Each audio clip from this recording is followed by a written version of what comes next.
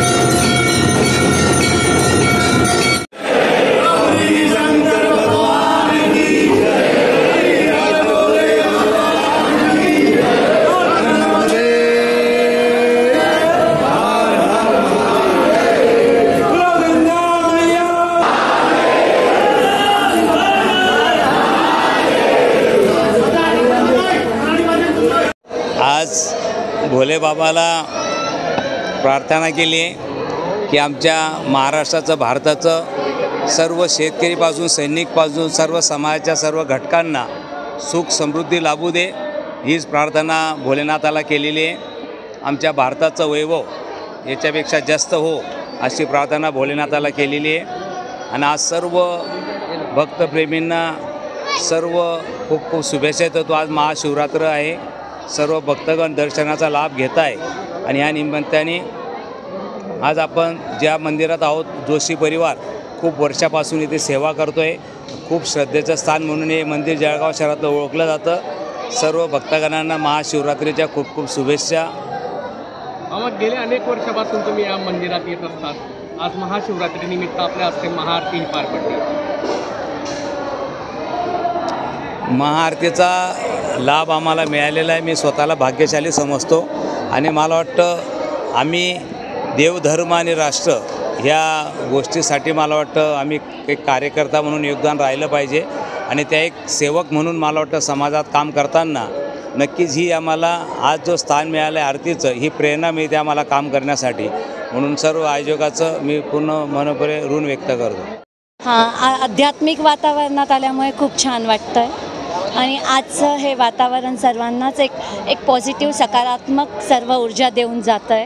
आणि आज देवाची कृपा सर्वांवरती चांगली राहावी हेच माझी सर्वांना अपेक्षा आहे. आणि सर्वांनी असंच मंदिरात यावे आणि हिंदू संस्कृतीला खूप जास्त मोठं प्राधान्य देऊन हिंदू संस्कृतीला पुढे करण्याचा मंदिरामुळे आणि अशा सणांमुळे खूप जास्त महत्त्व प्राप्त व्हावे.